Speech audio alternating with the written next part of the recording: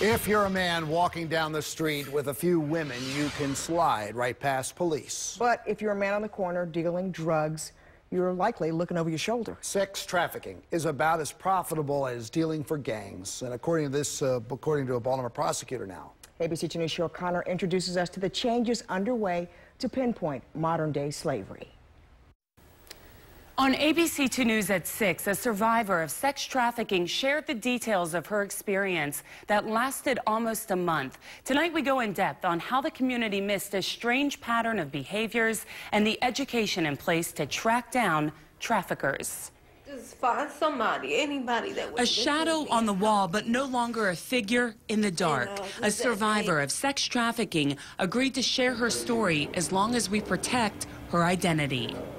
Everything that glitter is not gold.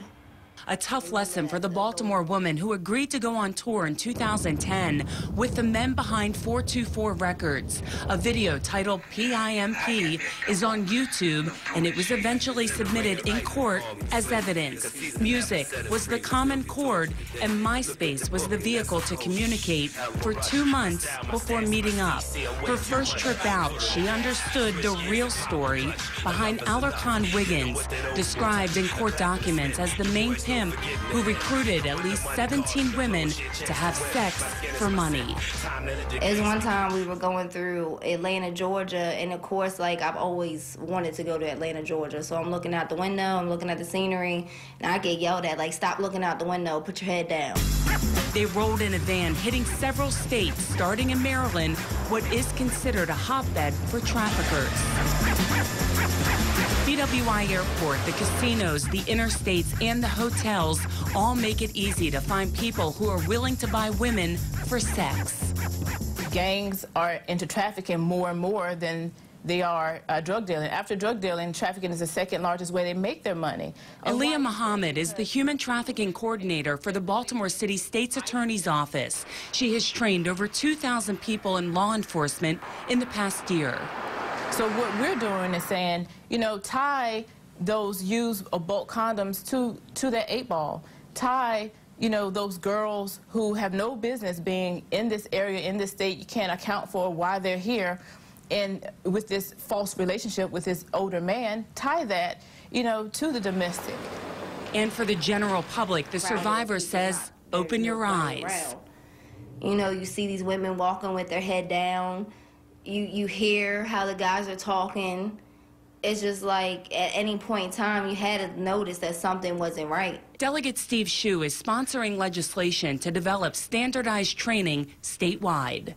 Often very difficult for police officers to distinguish between a victim and a perpetrator.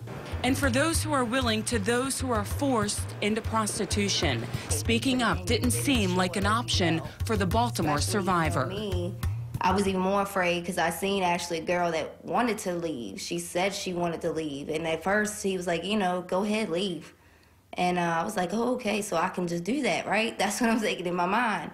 And she went to go for the door, and he grabbed her, and he pretty much like beat her down, like, you're not going nowhere. Melissa Snow was one of the first victim services providers to join the case after she made the break from an El Paso, Texas hotel room. There were so many missed opportunities by professionals in the community, child welfare and law enforcement, but also just members of the public who could have stepped in, who could have asked, you know, is something going on, is something wrong? But a wrong righted in the federal system, where penalties for this kind of crime are much tougher. Had it been charged under the Maryland state human trafficking law, it would have been a misdemeanor. Because here in the state of Maryland, when you traffic an adult, somebody 18 years of age and over, it is only a misdemeanor. There is legislation proposed in Annapolis that would make trafficking up to age 21 a felony. That's how old our survivor was when she was manipulated and forced to strip and have sex with strangers for money. I once was lost. Her faith in humanity has slipped, but her musical talent has not. The pimp may look like gold in a video, but the record is scratched in real life. But a real pimp doesn't improve, they destroy. That's how I look at it. Like, they pretty much take who you are, they shred every ounce of who you think you are or what you have been, and they try to form you into something completely different.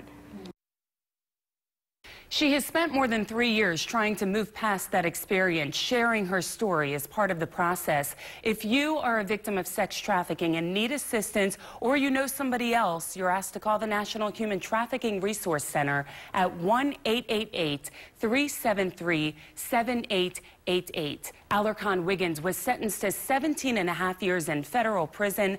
9 other co-defendants from Baltimore have been convicted and sentenced as well. Cheryl O'Connor, ABC 2 News.